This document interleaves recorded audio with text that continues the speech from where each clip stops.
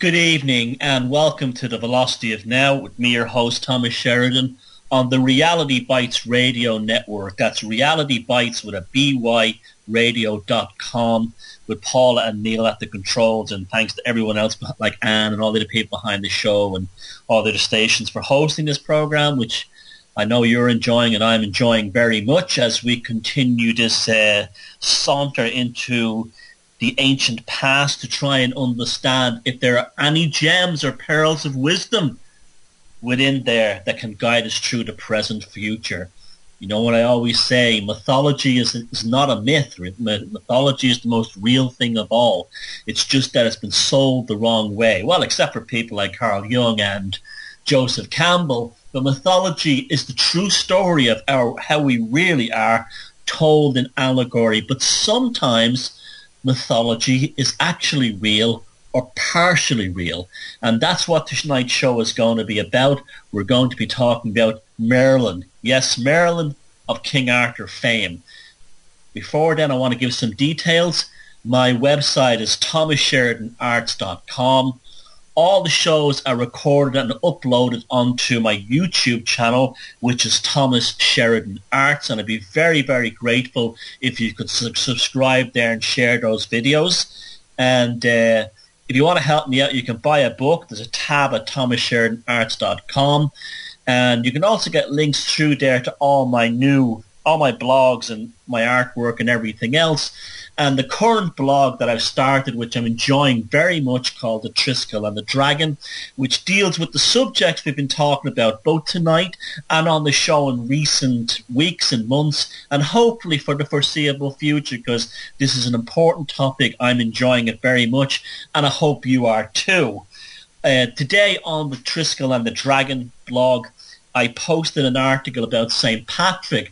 Controversial. Was St. Patrick just a war criminal? Well, I think he was. I think there's absolutely no proof that he was a humble shepherd boy, and vast amounts of proof that he was the Henry Kissinger of the Western Roman Empire back in the 6th century, in the 4th and 5th century, sorry. And there is I quote some real evidence there of his own letters back to the Pope, but so many of these stories from that period, what they call the Dark Ages, are told in the form of allegory and outright lies.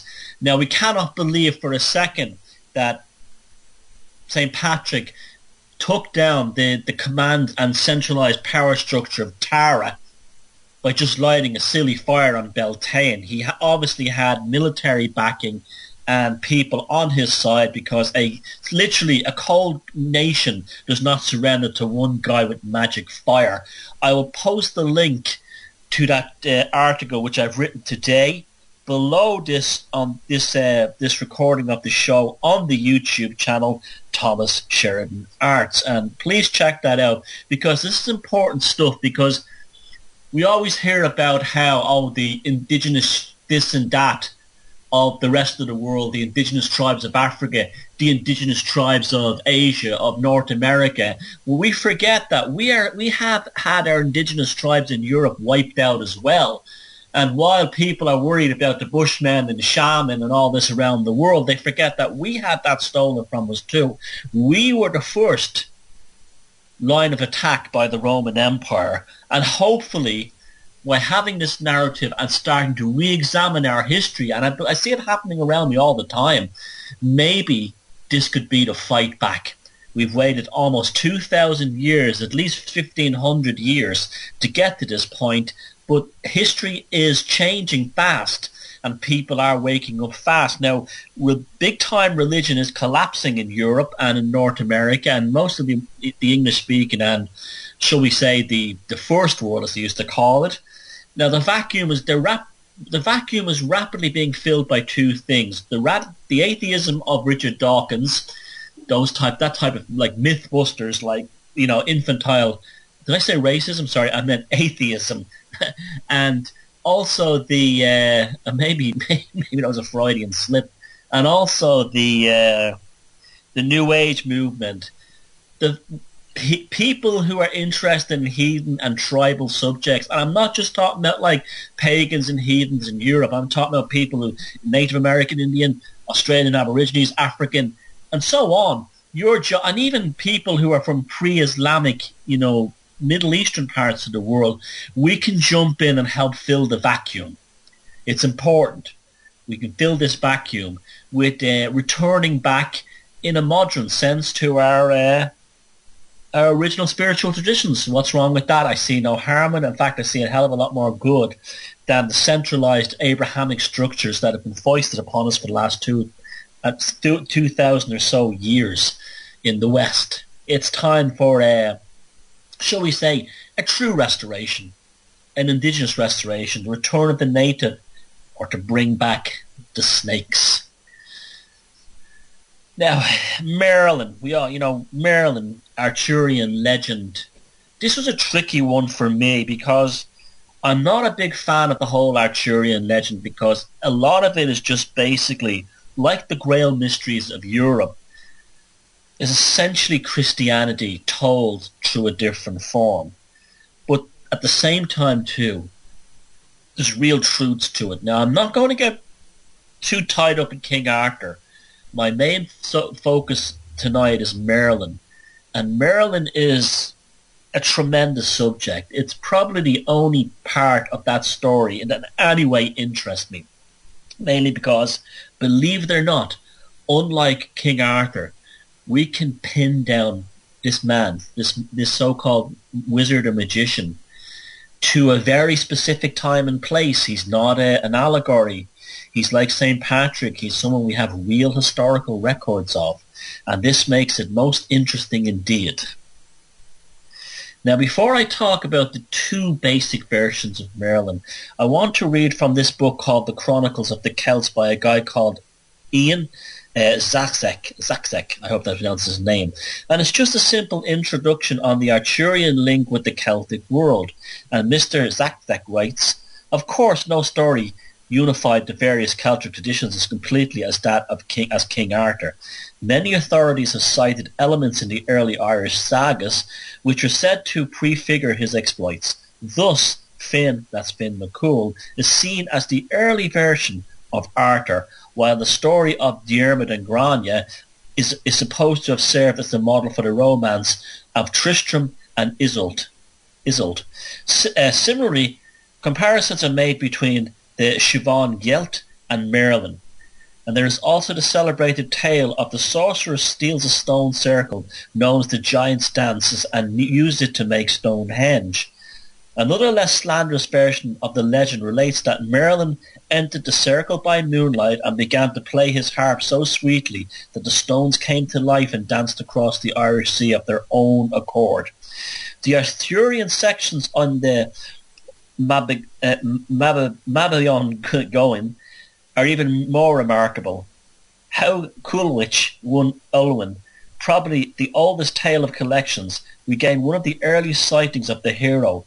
He is already a king, but his court, we're talking about Arthur now, his court is situated at Kellywig in Cornwall. As a character, Arthur appears to have been well established, suggesting that may well have been earlier stories that are now lost. Even so, he plays a comparative minor role in the proceedings, outshone by two of his followers, Kai, later Sir Kai, and Bedwyr, later Sir Bedwyr. These colourful creations are very different from the courtly figures that were to emerge in the Arthurian legends, romance legends.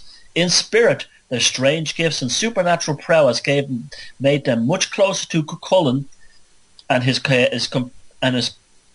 compatriots than to any of the knights described by Mallory and Siertrin de Troyes. The tale of Perindor, the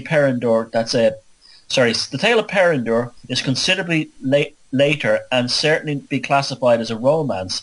The eponymous hero has many affinities with Sir Percival, and there are several links with the quest for the Holy Grail. The most notable of these are Perindor's lame uncle, who can probably be identified as the crippled Fisher King, and the tantalizing vision of the Holy Lance and the Grail itself, which Peridor witnesses in his castle. Outside the Mabor y Rogion, most Welsh associations with the Arthurian tradition are centered around Merlin.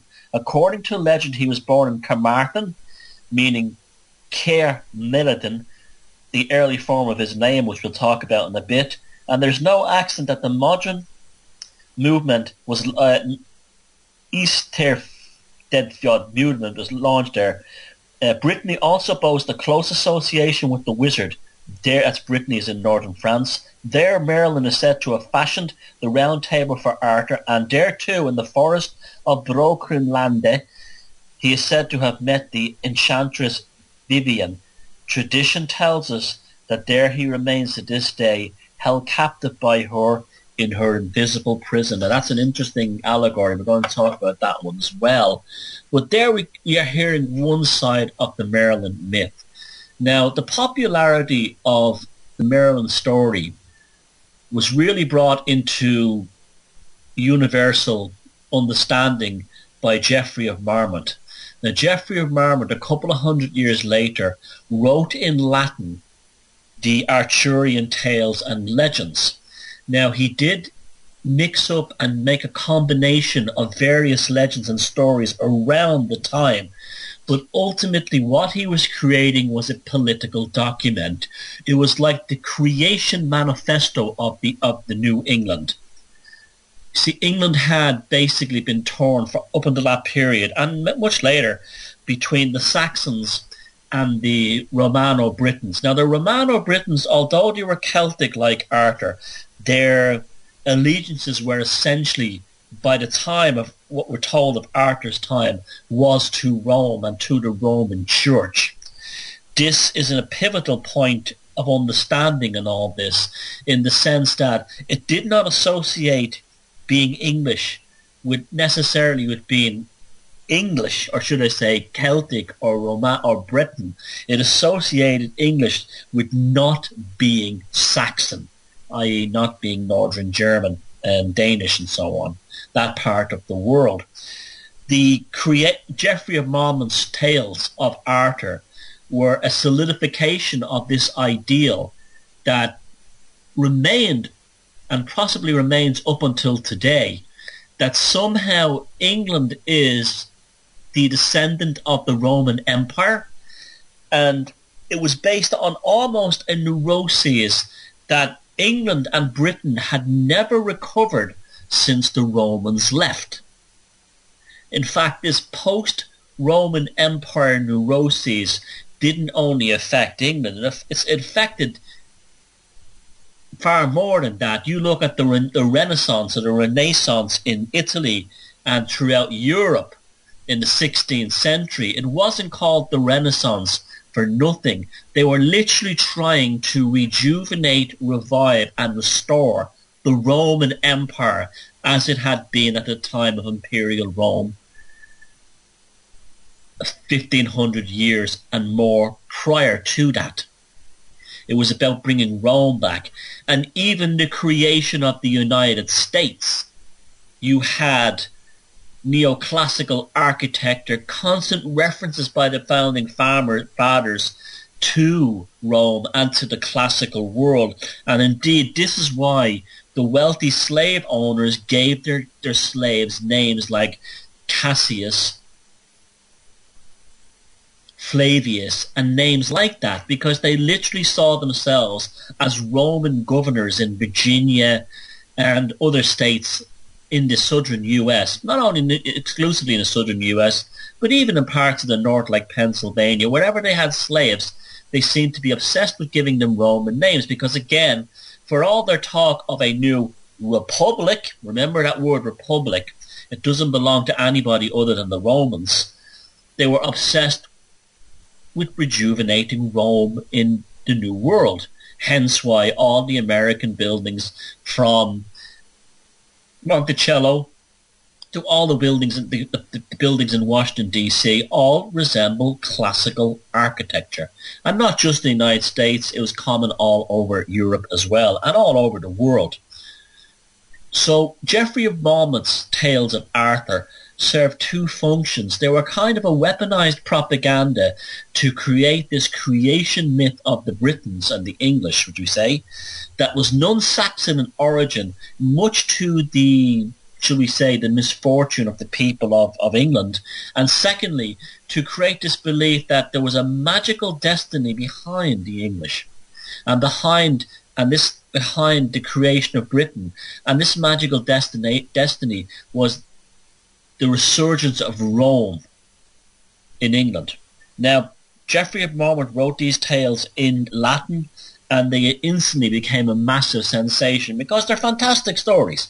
They're just, no matter how you look at them, as silly as they are, they're fabulous stories. They have everything. But they were not only a huge hit in England among the Cambrio Normans. These are basically French people. Remember, England was under this at this time was basically under French control, and some say it has been ever since. But also, it was a huge success all over the world. All over Europe, particularly in Italy, where the Arthurian legends were extremely popular. Now, a huge part of the, shall we say, the popular success, and believe me, it was enormous. They were like the Dan Brown novels of their day, of these tales, was a series of prophecies in them by Merlin. Now, Merlin the Wizard.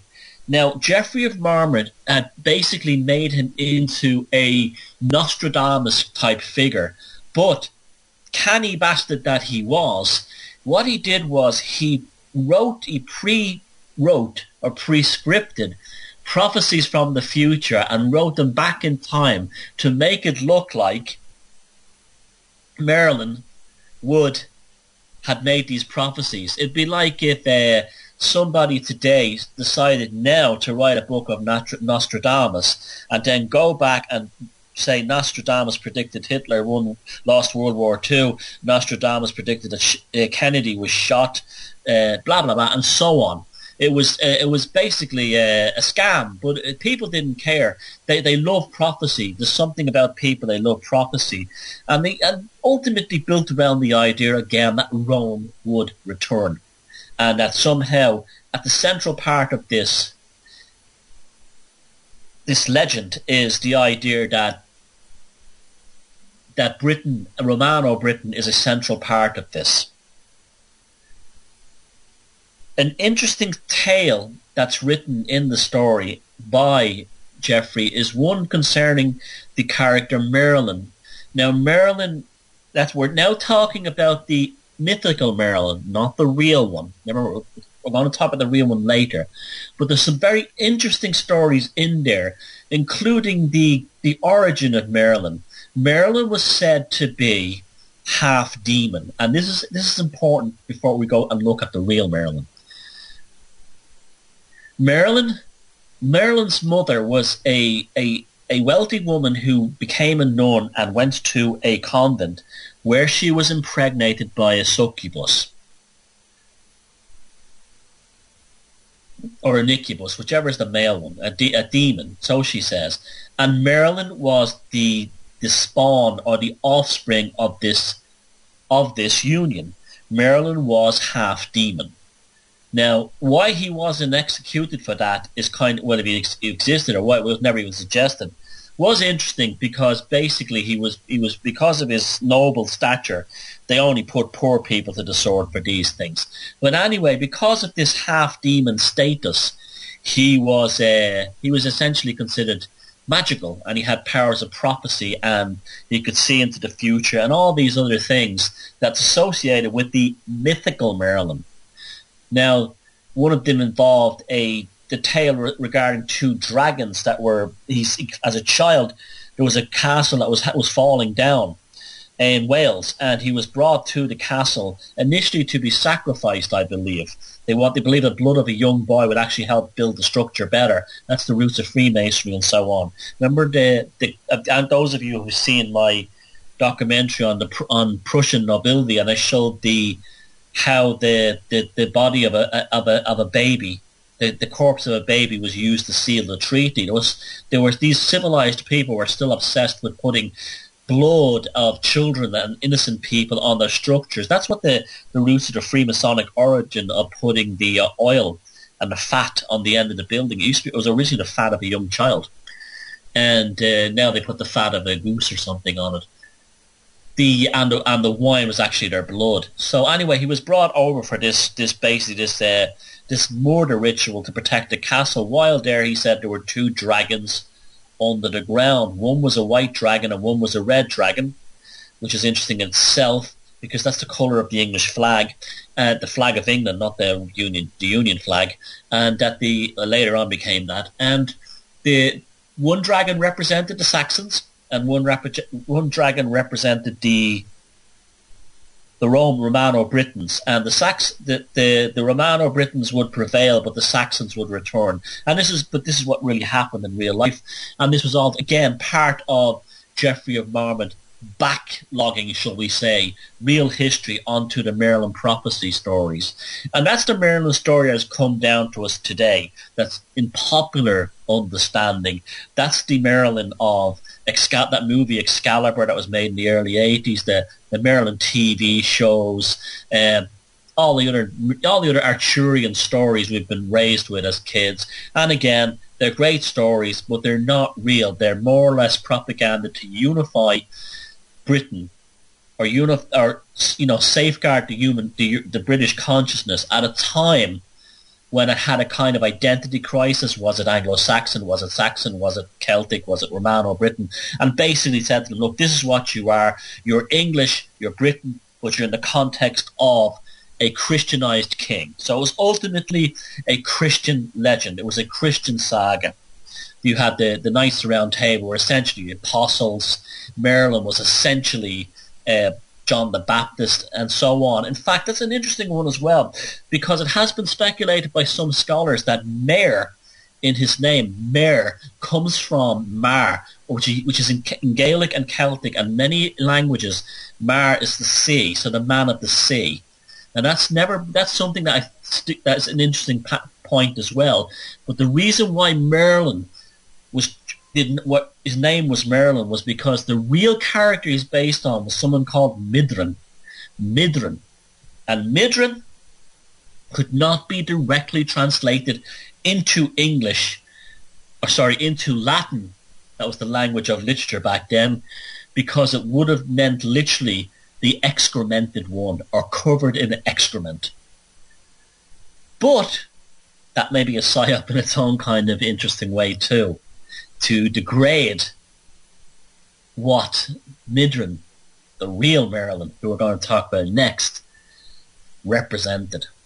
Now, the real Merlin story is very dark and suggests a very different character than the one in the Arthurian legends. In fact, reading between the lines, now we're talking about a real person, and then overlaying how the Arthurian myths ended up, we're left with a very dark character, almost like a Gollum in Lord of the Rings type individual.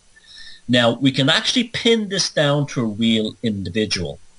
The guy Midrin, on which Merlin is based, took part in a battle, the Battle of Aferdydd, which took place near Hadrian's Wall on the Scottish-English borders in the north of England in AD 537.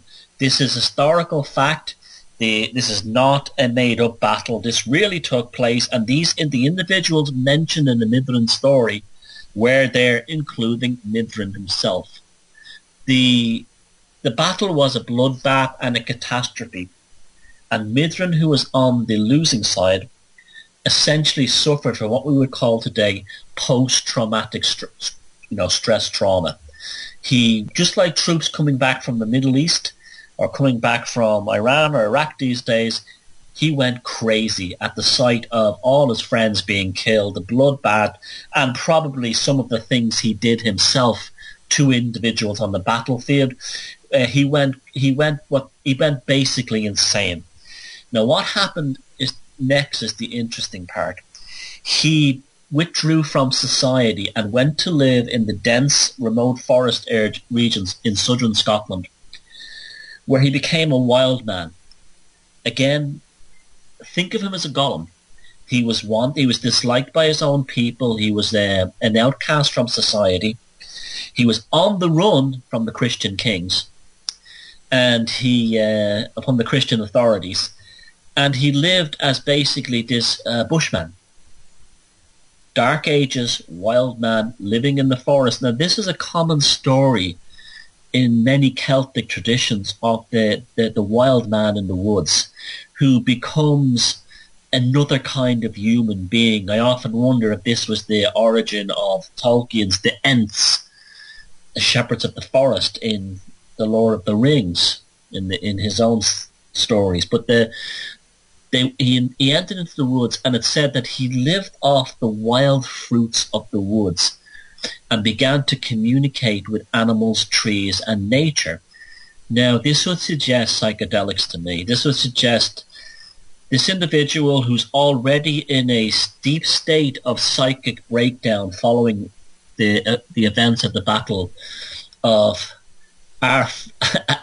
Aberfidrid, and his mental breakdown, entering into the forest with all the psychic and emotional confusion, living off, the land. He would have eventually stumbled upon things like magic mushrooms and other forms of psychedelics, and this may have been the creation of Mithrin or Merlin the Wizard.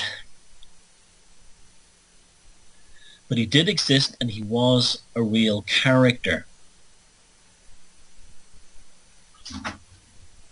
This idea of this individual and then returning from the forest with these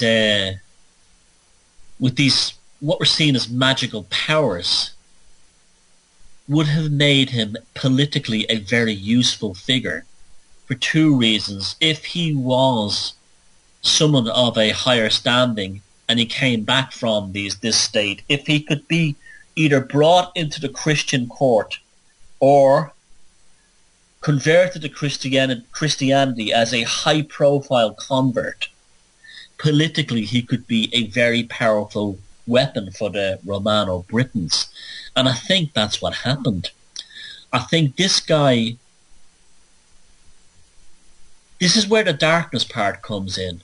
I think that he was actually a dark sorcerer working within Christianity to undermine the Romano-Britons, whom he's despised secretly, while all the time being a druid, if you know what I mean. He was like a double agent.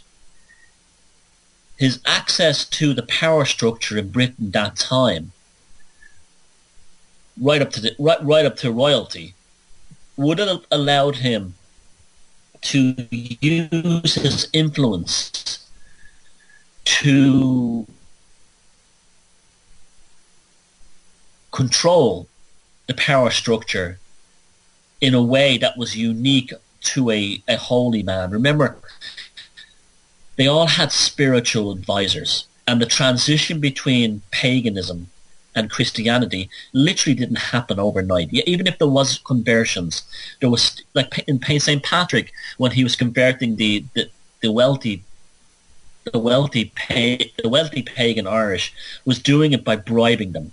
Even many of the ones he bribed dropped out of his mission during it, took the money and left, because you cannot change these. You can't have a fate switched overnight. It's not like, I've seen the light, I've seen Jesus, and then the next day that next moment you're Christian. We are talking about thousands of years of tradition. So having someone like a pagan wild man priest kind of character, and he did enter into a monastery after he returned from the woods, would politically be very useful, but also socially and culturally very useful in order to allow the ruling structures to ease the transition between paganism. Credible political and military pressure by the Saxons, whom they were at war with, who had been invading the north of England in particular, on and off for a couple of 100 years. Pagan Saxons. You would have had someone with an understanding, a kind of a, let's talk about this in a good example of Rasputin. You think of Rasputin. Now, Rasputin was very similar as well. Clearly a mystic, another wild man from the woods, from a backwater, crazed, eccentric, but with powers that seemed supernatural and beyond what the Christians could do. Now, he was brought into the highest levels of the Romanov, interesting enough, the Romanov household dynasty, at a time when the Romanovs and the power structure in Russia had been rattled following their defeat against the war against Japan in the East.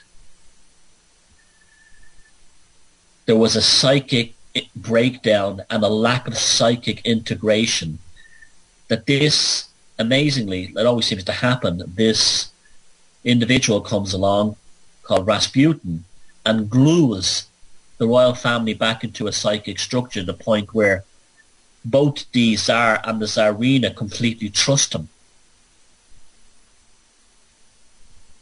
The strangeness of a creature or a person or an individual in a situation like that can often be an asset when nothing else makes sense and is falling apart.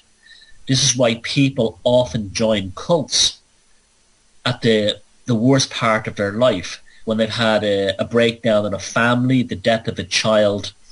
They're looking for any kind of answers, a breakup of a family, an emotional breakdown. And no matter how crazy the cult is, all it has to do is jump into that fracture in the psyche of the individual or the family, and they have them. When psychic integration breaks down, this is when this stuff can jump in. And you had a similar situation in England when this Merlin character comes along.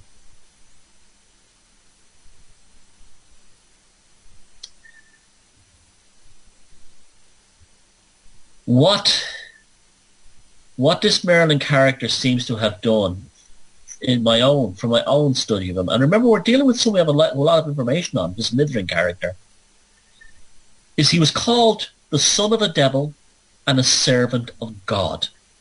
Geoffrey of Marmont had said that he was half demon and half nun. Again, allegory for that he was half pagan and half Christian. The Druids did not necessarily all become Christians or were killed. Many of the most powerful ones would have either went into hiding or became servants of the Christian king, posing as converts, in reality double agents, working under the radar, posing under the guise of someone who understands the old tradition very well, and you need us to help turn them into the new fate of Rome. We can be almost like consultants. Merlin was the son of a devil and a servant of God. So Merlin, that's how he was described. A Mithrin was the son of a devil and the servant of God. Half pagan, half Christian. But who was he really working for? And that's where the story really gets interesting for me. Merlin could have been anything, Mithrin could have been anything from a Saxon spy who was undermining the religious and the aristocratic power structure in England for the benefit of the Saxons, hence the story of the Saxon dragon and the Romano-British dragon under the ground, this prophecy he made. Knowing well, based on both his experiences having been defeated by a Christian army, which drove him into madness and drove him into the woods, and perhaps a leftover from a different time which did not have fond memories of the Romans. Now remember, the Romans conquered Britain, and the Romans themselves said this, I believe it was Tacitus said this, that the Romans did not capture the British by force. They captured them by seduction. He even mentioned in his history of Britain that within no time the British were bathing in the Roman baths, drinking Roman wines, and wearing Roman gowns. Little did they know that these were their chains and this was their prison. So the Romans had turned Britain into a prison. Mithrin or Merlin, while in his wild feral state, may have gotten a taste of what Britain, and he would have met other wild men, and many of them would have been intergenerational refugees from the Romans. This is where the story of this common story in Celtic worlds all over Europe comes from, of the wild men in the woods. These were the dropouts. These were the ones who said, no way, I'm not going to follow the Roman system, and they ran off into the woods. And their legacy has been very powerful in Europe because they were sort of like the dropouts, the survivalists, keeping the flame alive. They saw Europe as under the control of a monstrous Roman power structure, which it was when you really look at it. And they became the wild men who lived in the woods. And where is this the origin of the Green Man idea? Especially when you think about the Green Man and the Shield and the Gig, the grotesque woman holding her vagina open. Was that the pagan woman and the pagan man, the wild man and the wild woman living in the woods? Was it placed over the nave of churches to remind people of like what the alternative was? By then they would have, I'm talking about early churches, Cistercian monasteries, those kinds of things. In the early days, to remind them that this is what awaits you if you stray from the path of Roman Christianity. To place in the idea that this was the future and they represented the horrid past. Did Mithrin, or Merlin, I prefer Mithrin, did he, while he was in the Scottish woods, come into contact with these groups? That when he emerged and went into a monastery and became Christianized, the Arthurian legends romanticized it that it was eventually Arthur, who didn't exist, was the one who basically slowly converted him. There was something else going on. This was the son of a devil, the smartest devil of them all. The servant of God was purely an act by this character to undermine the Romano-British structure in order to bring the Saxons in. And the Saxons did come back and they did become the dominant force for a very, very long time until the arrival of the Normans, and also when Wessex became a power as well. The history of England is very, very interesting.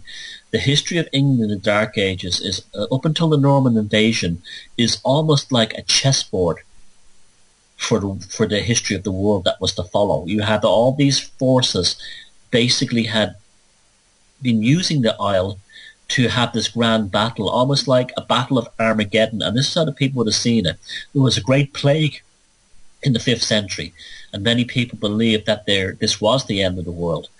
So the Battle of Armageddon was taking place in England during the Dark Ages. Now, why did they call them the Dark Ages? Well, called the Dark Ages because the laws of Rome had collapsed. And I see these people in the so-called awakened community talking about the Dark Ages if they were horrible. The Dark Ages were actually a time of great enlightenment in many ways. It was the Middle Ages which followed them, which is where all the horrors of the church took place. And often they will have tapestries or images from the Middle Ages, and they'll say they didn't call them the Dark Ages for nothing. The Dark Ages was a time of shadow. Europe had fallen into shadow. Now, shadows are created by bright lights, and the bright light was the illumination of European hedonism and paganism from the north, which had put Christian Europe and Roman Europe into shadow. Remember, shadow, the darkest shadow is created by the brightest light. The brightest light was the northern lights of the heathens, particularly the Norse Vikings, who were resisting successfully the rule of Rome. This came later. But anyway, it was still in the Dark Ages. The shadow that had been put across the land was the shadow upon Romano-Christianity, not among society as a whole. And there was also the threats from Islam in the East. And that's why they refer to it as the Dark Ages. It was the Dark Ages for the aristocrats and Roman law. It was probably the Light Ages for anyone else. And these people remembered that, and they were the wild men in the woods, like Merlin, who came out of that. Merlin, through his influence, able to play these games with people, with the power structure, in much the same way, nearly 1800 years later, Rasputin did with the Romanovs. It shows the power of one individual in what they can achieve. The most interesting phrase in all of this over the years I've heard is that the island of Britain was called Merlin's enclosure. It wasn't called Arthur's enclosure or any other king. It was called Merlin's enclosure. The son of a devil and the servant of God had so much power on the island, on the island of Britain, that it literally was his. In the same way we heard the famous story of Rasputin, he stood naked after the rumours was that he was not only having sex with all the courtesans in the Romanov court, but also with the Tsarina himself, stood on the balcony of his apartment, exposed his genitals to the populace, and said, "These are the tools which rule and guide Mother Russia." Merlin was probably the same kind of character, and this is why it was called Merlin's enclosure. Now, we have absolutely no information about his death. It's almost like he vanished, but he did exist. So we know he existed. We know how he got around. We know how he moved about in the power structures of this guy Midrin, but we do not know what happened to him. The story was that he went to Brittany in France, where he created a round table while the knights of the round table, Arthur and his merry band, were looking for this thing called the Holy Grail, whatever that is. And he's said to have met the enchantress Vivian, and he's held captive in her prison, an invisible prison. Now, when they use terms like an invisible prison, you use it in the same way you think of a secret college or an underground railway. It doesn't actually mean a prison that's invisible. It's talking about a system or a process or a methodology that's unknown to others, other than the adepts and the initiates within the system. It's an invisible prison or secret college to the rest of us. My guess would be the same thing happened Merlin as what happened the Irish Druids that were directly under King Lear at Tara. When Tara fell, King Lear and his Druids did not convert to Christianity themselves.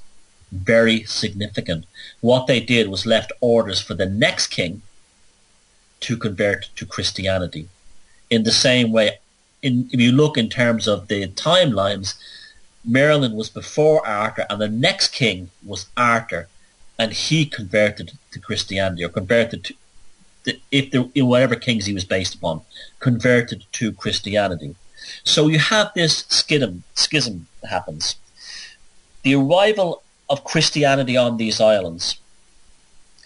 The Druidic class and the Druids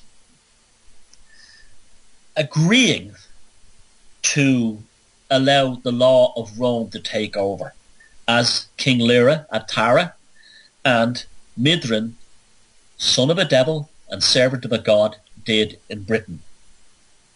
And then they vanished into an invisible prison. And my speculation is that the invisible prison is Druidism, the old faith, which continues to this very day in secret. I believe that there are people walking around in Europe, in America and elsewhere who are directly descendant from the Druids at Tara and the Druids in Britain and the Druids in France and the Satyrs in Scandinavia, and they're still here. They did not vanish, they just went underground. And while we have been distracted for years and years by the idea of an Illuminati being the ex-Gnostics, which is probably true, the original Illuminati were believed to be the Gnostics in hiding in Italy and Spain in the 1500s. And there's probably some truth to that. They moved north to France, decloaked as Freemasons, and entered into the Grand Orient Lodge in Paris. When this was discovered, something called the Bavarian Illuminati under Adam Weishaupt, directly working for the Jesuit priests, called themselves the Bavarian Illuminati. They infiltrated the lodges, particularly the Grand Orient Lodge, and ended Gnosticism and replaced it with Republicanism, Romanism, right? Republican Romanism. The Druids are not going to make the same mistake. Who they are, what they are, and where they operate, I have absolutely no idea. But I do know that I have met people in my own life, men here in Ireland, who carried themselves in a way that was almost like what you would imagine someone like the mythological Merlin would be like. They're very difficult to pin these people down, but you have random encounters with them. Sometimes even online we have random encounters with them. Are these the guiding force of the surviving Druid heritage of Europe moving amongst us, slowly keeping the flame alive?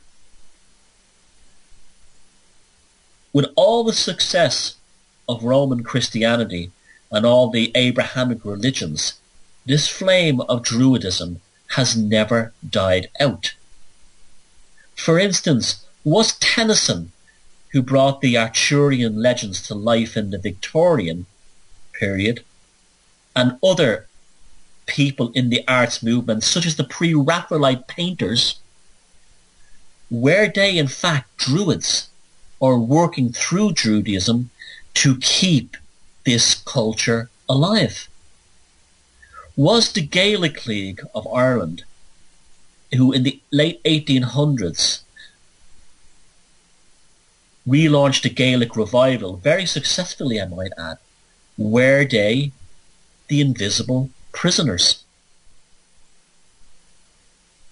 Going back even further, were the monks who wrote the very complex history of mythological Ireland in the Annals and the Ulster cycle, and who had a vested interest in destroying these myths, but instead write them up in such a way that they were guaranteed to last, in the same way Geoffrey of Monmouth did?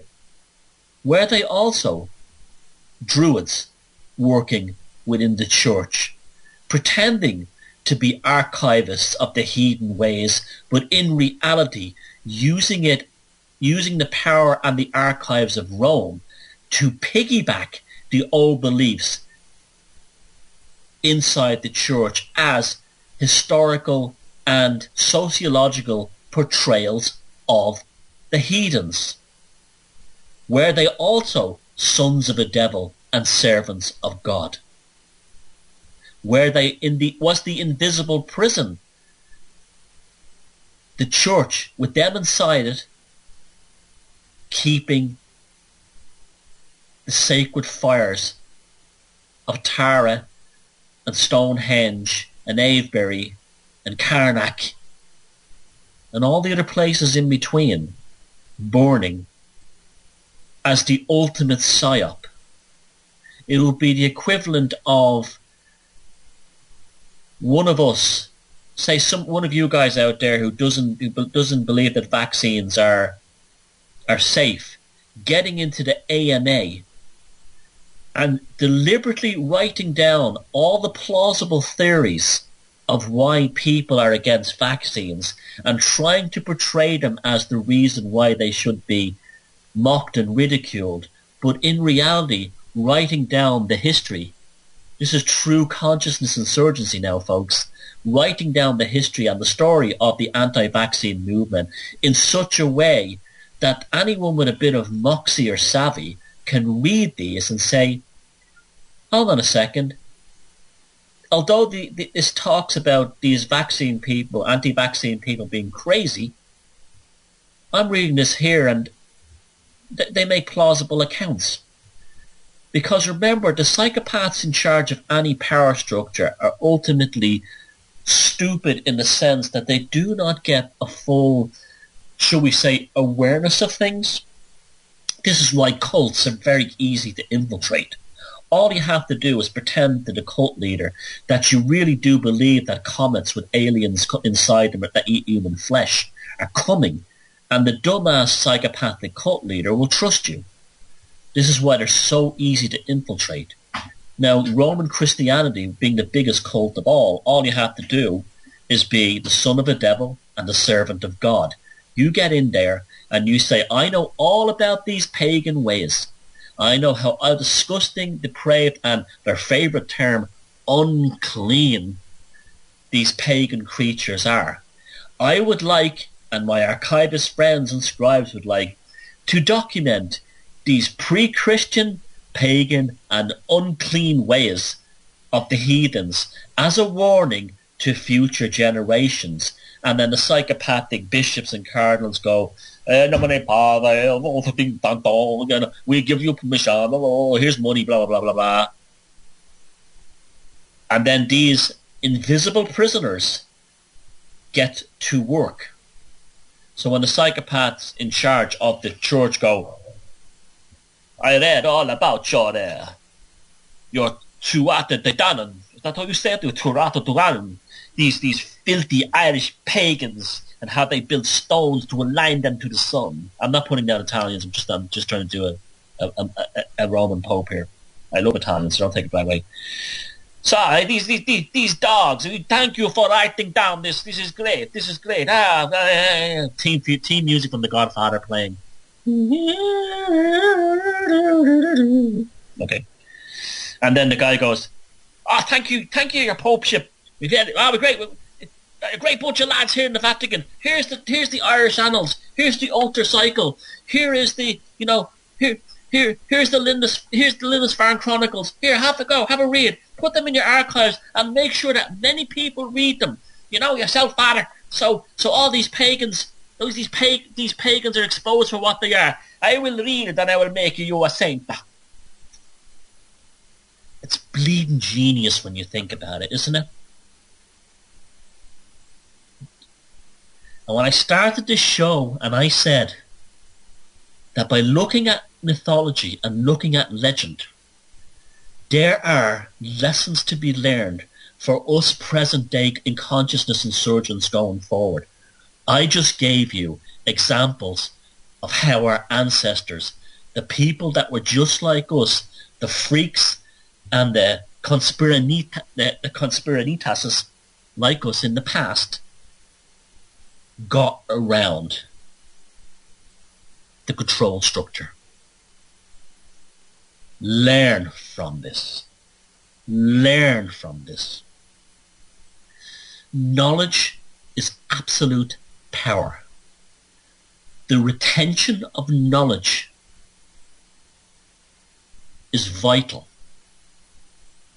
All knowledge. Be like the character, the father, in the book The Road by Cormac McCarthy, one of the phenomenal book if you haven't read it. It's also made into a film. He says to the son, we are the keepers of the fire. And as the world in the book The Road was falling apart under darkness, and remember, I think Cormac McCarthy was actually telling us something very deep in that book and that film. Through the whole movie and the book, trees, the woodlands, the groves are constantly collapsing and smashing and falling to the ground, while the Father and the Son keep the fire. They could have easily been allegories for the Druids, or the ancestors, or the tribal, pagan, native people of the past, keeping their secrets alive in the darkness, as the cannibals of the Roman system fed on everybody and everything in nature and in humanity around them. You think about that one. This is why we're on this exploration of our pre-Christian Merlin BC ancestors, legends and stories, because we know that invisible prison exists, and the Druids are still with us to this day, and they've never left us. They've just went underground, and they've kept that Beltane fire burning. Another fast hour went tonight, and I hope you enjoy it. See you all again this time next week, and remember, you're never alone. There's always someone out there who understands what you're up against with the power structure, and you do not have to walk down the street with a megaphone screaming. You don't have to be paranoid. What you become is a conduit to keep the fire going forward. And you and me and people like us who are switched on, we have an obligation to continue the work of these ancient people who were the sons of the devil and the servants of God. Because we have no choice as transhumanism approaches. Thank you very much. Good night, and feck 'em if they...